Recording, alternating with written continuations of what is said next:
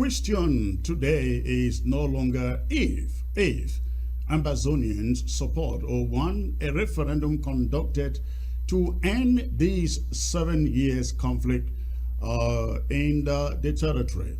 The question is, what kind of referendum? What kind of referendum are they looking for? And how do they get there? How do they achieve it? Should that referendum be conducted by Cameroon, or by the United Nations, or by Ambazonians? These are the different scenarios that or different people are articulating out there. And they are right to do so, because when we look at the past examples in countries where referendums have been conducted, we realize that in some cases, the people agitating, asking for independence, actually conducted the referendum. The case of Eritrea is a good one, for example. You also have the South Sudan as another example. We have so many of these cases. So the question and the debate has been, who conducts this referendum as far as the case of Ambazonia is concerned? Joining me tonight, somebody that you know so well, whom I call a true friend of Ambazonia. Ambassador Tibor Nagy has been in the forefront advocating for a free and independent Southern Cameroon's Ambazonia since he retired from his diplomatic work under the presidency of President Trump. Ambassador Nagy, it's a pleasure to have you back joining me here, sir. Good evening.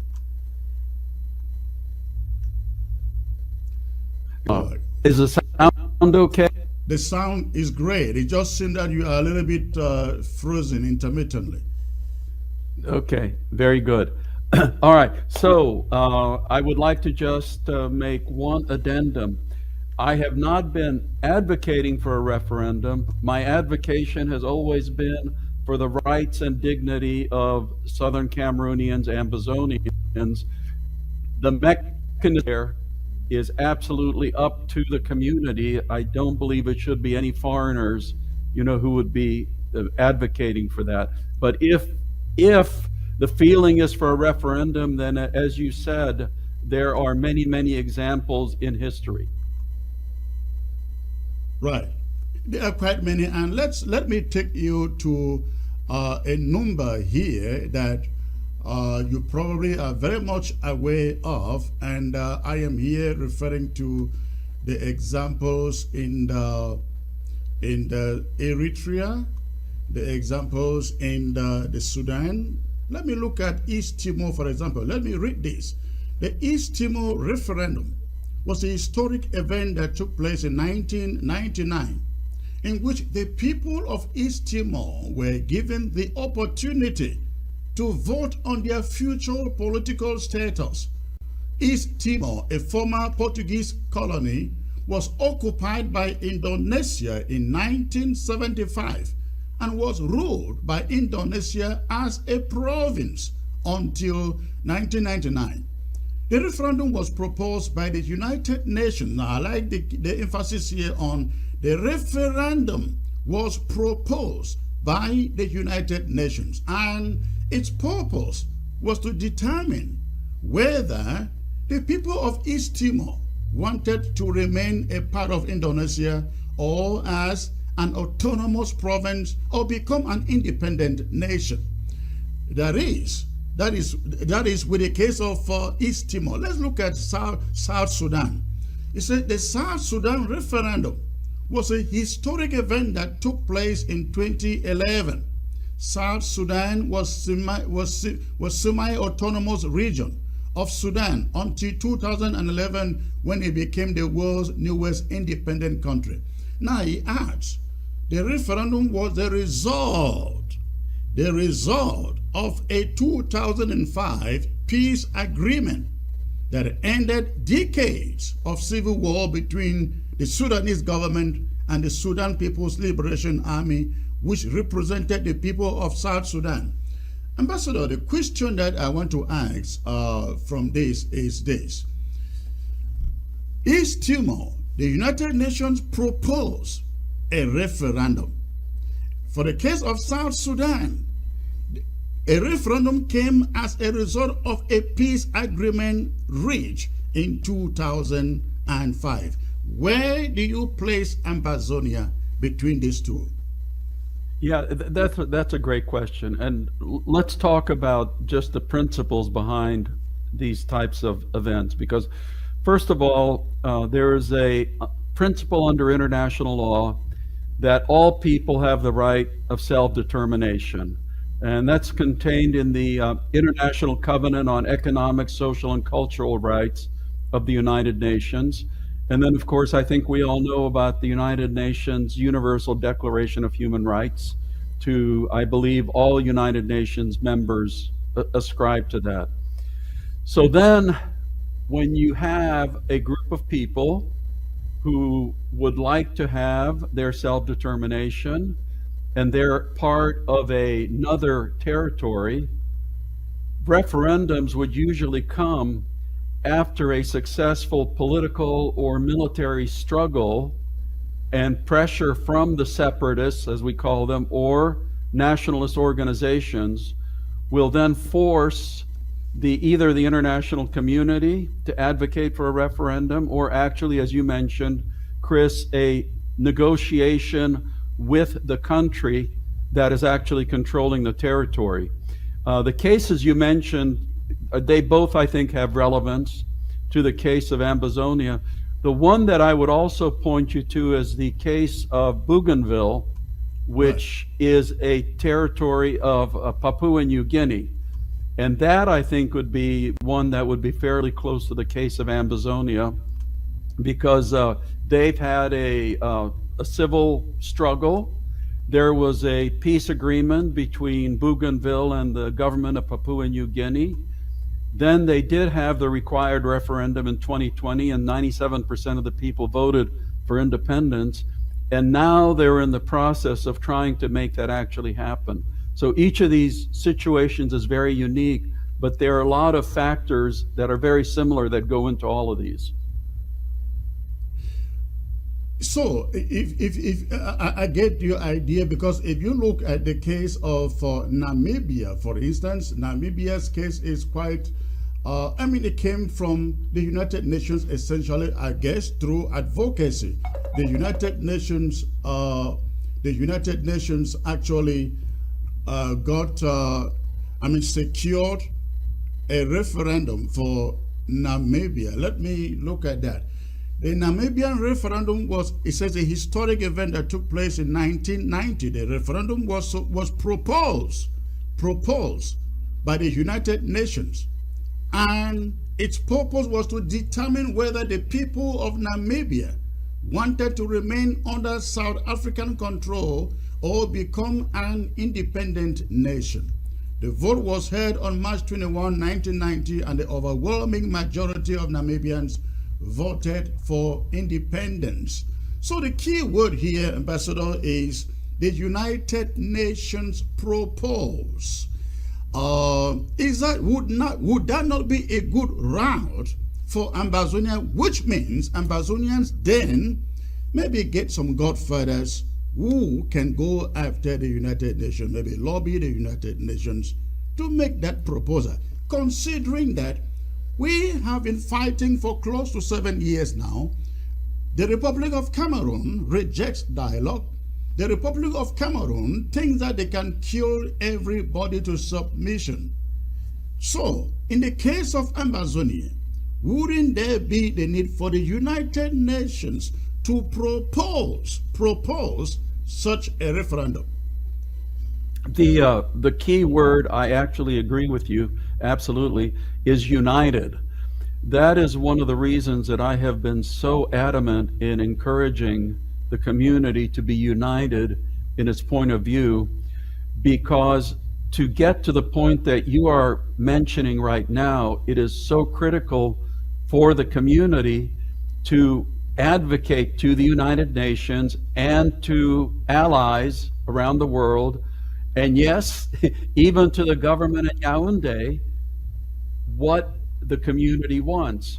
because I guarantee you that the government in Yaoundé would pay attention much more if the Southern Cameroonian community comes to them with a united voice. And it goes to the United Nations with a united voice. And it goes to the governments of the United States and the United Kingdom and Canada and Germany and the European Union with a united voice. That is why that is the first critical element, because before the community can take step one, it has to speak with a united voice. We agree on that, but in the situation where you do not have a united voice, but you have the people who really need a closure to the conflict on the ground. I'm referring to the people on the ground who overwhelmingly say, you know what, we don't have to have our people being killed on a daily basis. We want a referendum. Doesn't that speak volumes? Because I guess when you talk about division, you are essentially talking about the leadership, this leadership or the leadership in the diaspora. When it comes to a referendum, it is no longer the diaspora that has a final say. It should be the people. And if the people say, we want a referendum, shouldn't that matter the most? Absolutely, that should matter the most. But then, Chris, you get to the question, how is the voice of the people on the ground sent around the world? Right now, we look around at the situation, and the voice of the people on the ground is actually the voice that is in the diaspora, because those are the people that show up in the offices in New York. Those are the people that show up in the offices of the State Department. And, they're the ones that have a lot of these media outlets. So that's the voice that the international community is hearing. These other cases that we've talked about, whether it's South Sudan, whether it's Eritrea, case of Bougainville, East Timor, there was absolutely no question as to what the people really wanted. And that has been one of the detractions of the case of Ambazonia, Southern Cameroons, is that there has been a mixed message which has been sent around the world. And that is what has to change if the community is going to succeed. From your personal assessment, what do you think are the chances?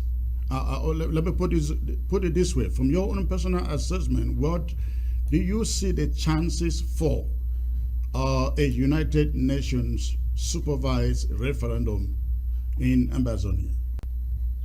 Personally, I think the chances would be very good if the people are saying this is what we want, or we want to see this happen. If the people are saying that with one voice, and that is the voice that is heard by the entire international community, and if the point that is made is that under the current situation, the people of Ambazonia do not have their full rights, privileges, and dignity as prescribed by the United Nations Universal Declaration of Human Rights, then their chances would be good.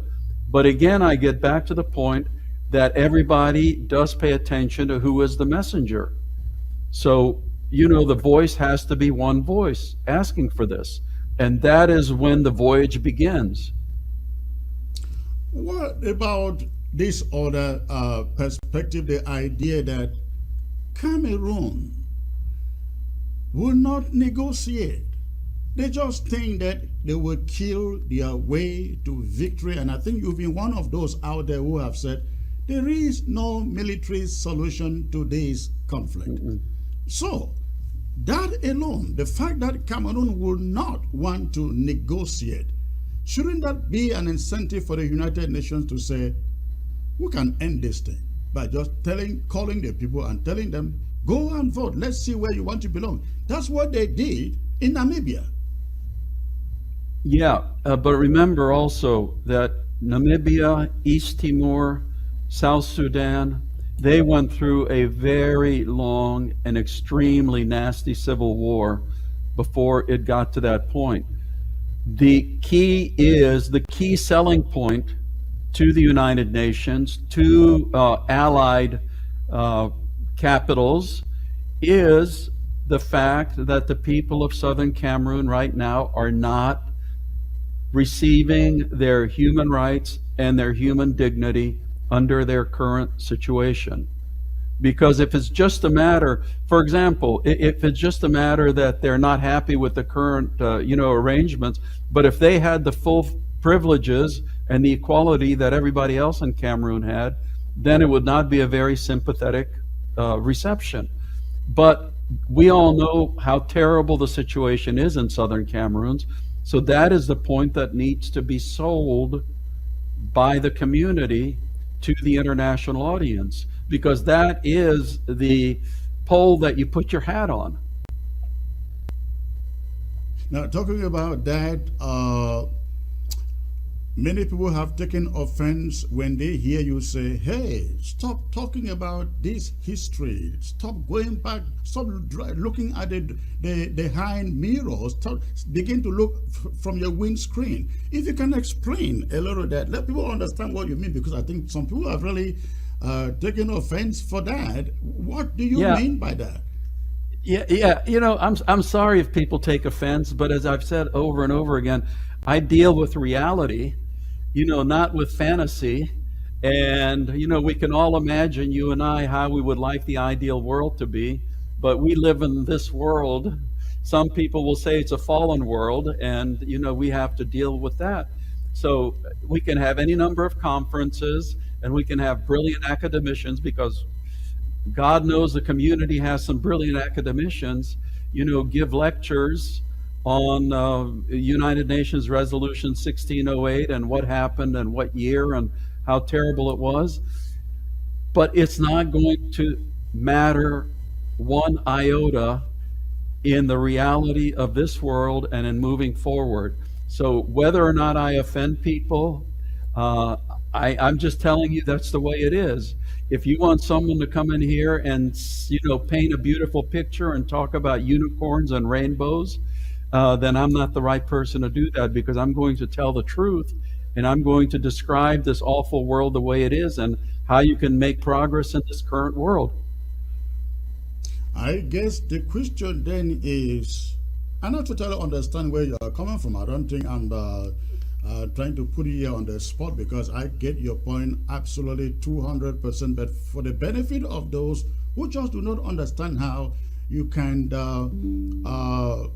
stop talking about 1608 and all the articles, 1961, and think that you can gain independence. So what should they be talking about precisely? Well, here's my question to all the wonderful, dedicated, sincere people who put everything on Resolution 1608. I asked them, so how will that be implemented? How will that matter to the future of Ambazonia? How will that be translated from the paper into actuality and reality? And I have yet to hear an answer from anybody, because they have this magical thinking that somehow somebody's going to snap their finger and the international community is going to magically make the army of the Republic disappear from Ambazonia, and they will turn over the keys to the kingdom to the Ambazonian people. And if that's what they're waiting for, then hopefully they will live to be 200 or 300 years old. Now, we have also heard this argument between, it should not be a referendum. It ought to be a plebiscite. What difference would you give between the two? I think that there's historical differences, and the problem with plebiscite is that I believe, and I'm not a legal expert, and I know in the community you have many legal experts, but I believe that there's a very different connotation in the English language and tradition and the French language and tradition between what a plebiscite is. In modern English and in modern political theory, plebiscite is not seen as something positive, it's seen as something negative, whereas a referendum offers more choices and is viewed much more positively. That's why if you search You have the number of referendums that you mentioned, but plebiscites not so much. But again, we're talking about terminologies, and I've said before, if there's a mechanism that will get the people of Ambazonia their rights, privileges, and dignity, I don't care what you call it. Yeah. Yeah, no, I think that is it. I've made a monologue here, in which I stated, hey, if you are making a journey in the car, and the car gets into an accident, and firefighters show up, and they cannot open you the door to go out, but they can open the window, but you stay in there and say, you must open the door. I can only go out by the door. You may die in there even before they open it. That is, even if they can open it. So totally agree. But Ambassador, one thing that troubles Ambazonians is who conducts this referendum. That is, assuming there will be one. Who conducts it? Who should be in charge? Is it the people of Ambazonia, like in the case of I think South Sudan, because they already had a semi-autonomous government, or should it be the United Nations or the government of La République du Cameroon? See, that is an excellent question, and you mentioned a number of examples. And again, if you look at the referendums, whether it's Quebec, whether it's Scotland, on and on and on, they're all different, and that has to be agreed in the negotiations preceding the referendum. Because obviously, I'm assuming that the people of Southern Cameroon would have certain suspicions if the referendum was to be conducted by the government in Yaoundé. Correct. So Eritrea had a provisional administration already in place, and the Ethiopians and the Eritreans both agreed that it could be conducted by the Eritreans themselves. Correct. And there were observers. Because there was already a kind of an arrangement between them, a peace truce. Yes, and in South Sudan, again, there was a administration, and there was an international observing mission. The Carter Center was there. Jimmy Carter himself was there. And when you had 80% of the people turn out, and it was 99% in favor of independence, I don't think that that's a question. I mean, here, practical questions are very important. Who conducts a referendum? Who gets to participate in the referendum? Is there going to be a census taken just before the referendum? What exactly are the questions that go on the referendum? And how the questions are worded is extremely, extremely important. Yeah. And then there has to be an understanding ahead of time that everybody will accept, the conclusions of the referendum. And how will the decision of the referendum be implemented? In South Sudan, for example, after the Civil War, there was a period of time that the South Sudan was given a certain amount of autonomy within the Sudanese Federation, and then they had the referendum. Or do you have the referendum and then have a little period of time? So all of these are extremely, extremely important questions that have to be agreed to, and this is where the unity of your community is so important, because people have to agree. If they're going to negotiate with the government in Yaoundé and the United Nations, they have to have one set of talking points.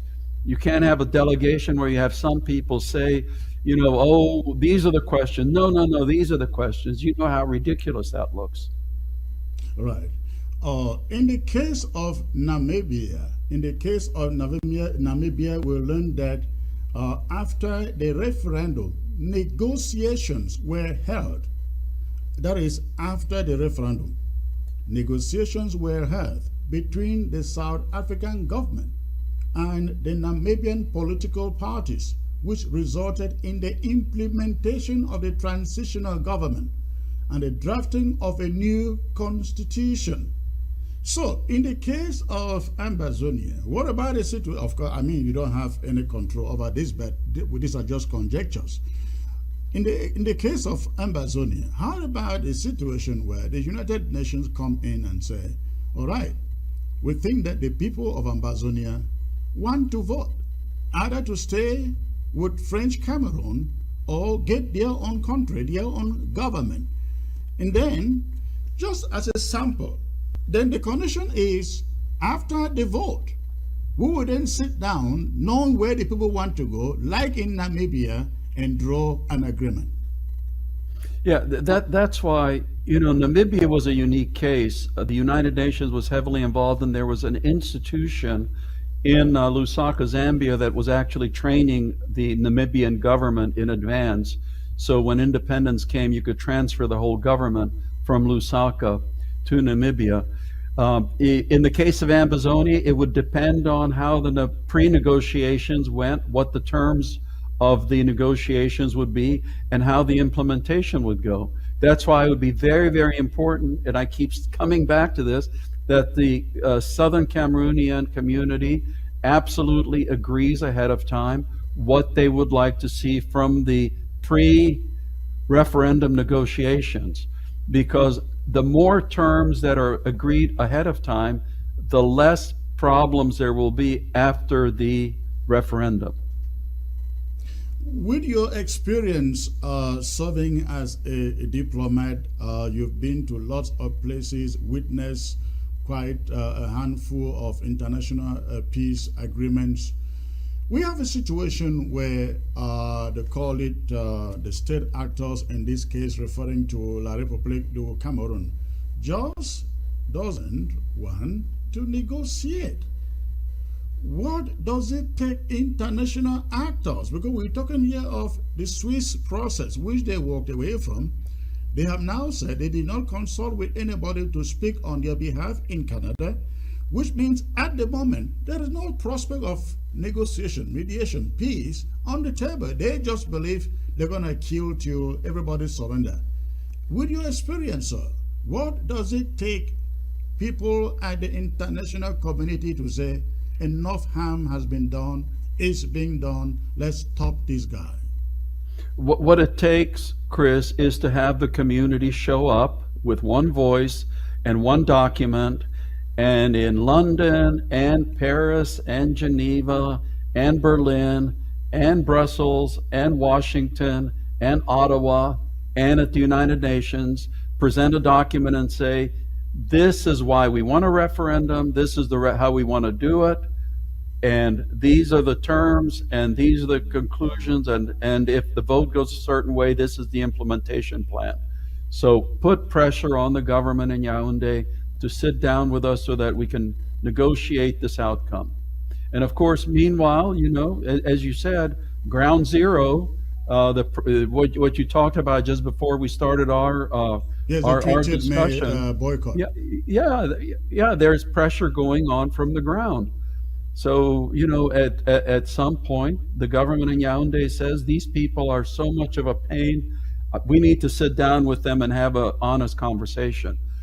But it has to be a conversation where the people that they are speaking to also speak with one voice. Because Yaoundé, when they speak, they are united. Even we know behind the scenes that they're not, because we know that even within Biya's government, there's different voices and different thoughts. But when they come to a meeting, they speak with one voice. The Southern Cameroonian community has to also speak with one voice, or the cause is lost before it even begins. But the average activists here in the Southern Cameroons will tell you they have knocked almost every door, including those of the United Nations, the United States, the State Department, the House of Lords, House of Commons, the UK government, the Commonwealth.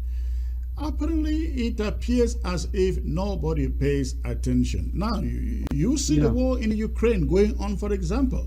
Everybody's attention, the same people, their attention is there.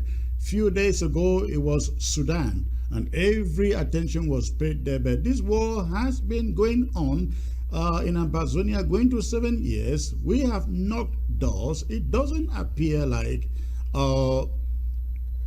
nobody wants to listen. I should give credit to the Congress for the different resolutions they have produced, but they didn't go far enough to get Cameroon to realize that it's a humanitarian catastrophe and the world is seeing?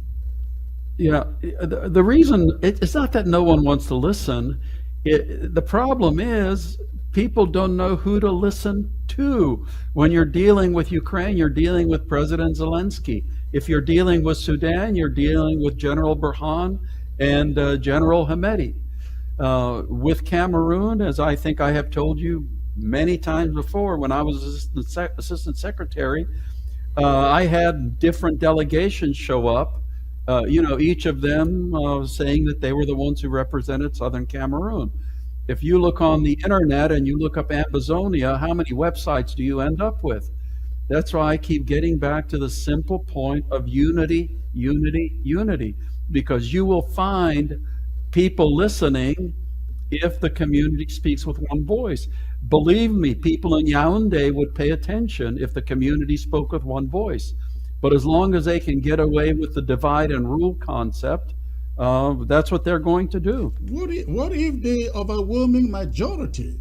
Because I don't think we expect everybody to be speaking in one voice. It has never happened in any struggle. But what where the overwhelming majority are speaking with one voice? Take the referendum, for example. I bet you go on the ground and in the diaspora, people who have walked away and from this struggle, they came back a few weeks ago and said, this referendum idea is what will save us. Let's pursue it. So what about a situation where the overwhelming majority see the need for one message in a referendum? Doesn't that matter to the international community then? It will absolutely matter to the international community depending on how you present that overwhelming majority. Because if you still have, voices who say that they represent Ambazonia, coming up with a different narrative or a different mechanism, then you're going to get back to the same situation you had before with the people in the State Department saying, oh my gosh, which delegation is coming now? Or the people in the Congress who are very much united, like, I am, about an outcome that provides for the human rights and dignity of the Southern Cameroonian people, are going to say, oh my gosh, how many delegations are we going to listen to? So, I get back to my broken record, unity, unity, unity. The more people who can sign on to the same mechanism, the better. You have been dealing with quite a number of Ambazonian groups ever since you were under Secretary of State for Africa. And in your opinion, what is the problem between the groups? I know I am an insider, of course, you know that, but from an outsider perspective, what do you see to be the problem? Well, I get back to the point. The problem is that you have different groups showing up to the same offices, making different points.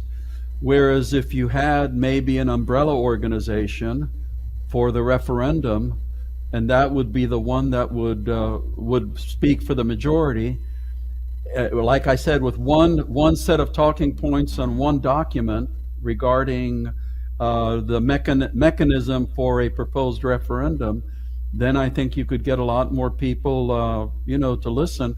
And I have also said before, practically speaking, and you know this in Washington, how the United States and Washington works, the community would need a lobbyist. That's how other, other causes are going forward. I had the privilege this past weekend of attending the National Day commemoration for Somaliland.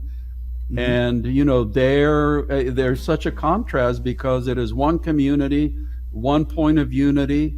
They have a representative in Washington that promotes their cause, and there's a lot of sympathy in Washington for Somaliland, and people do listen to them. The problem, though, with Somaliland is we quoted the example of Eritrea and South Sudan. They had reached a peace agreement. The Eritreans had reached a peace agreement with Ethiopia, and the Sudanese one with South Sudan. In the case of Somaliland, they have essentially a country of their own. Why can't then the powers that be say, Somaliland, let's try a referendum so that we can formally get them cut off from Somalia? Why in their case this is not happening?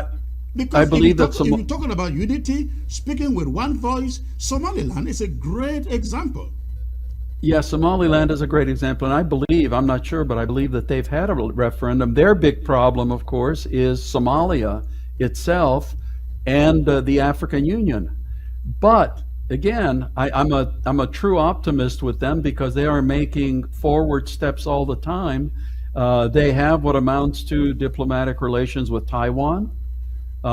They have a number of other countries represented in Hargeisa.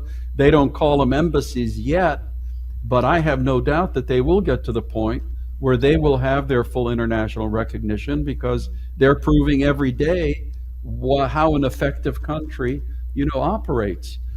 But the key again is that there's a lot of sympathy in Washington for Somaliland because of the unity, because of the way they present themselves. So, the narrative really matters. Well, we hope that we will get there, and we are doing our best to make sure that we can get there, and we hope that the referendum route will get us speaking with one voice, one message, one people. Ambassador, so grateful for your continuous encouragement to us. Please remain strong, and we look forward to hearing from you again. You do as well. And remember, never forget, justice is on your side. Thank you. Thank you. That is well understood.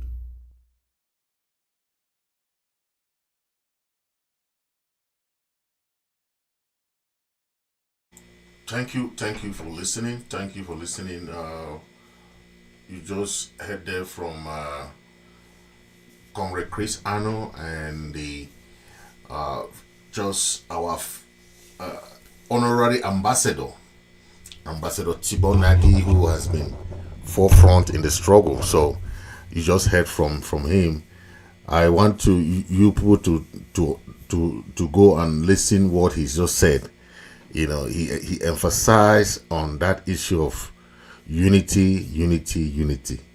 And currently, Ambassador Tibor Nagy is now in the State Department, and he said the position that he has now is even more bigger than the position of that he had in Africa.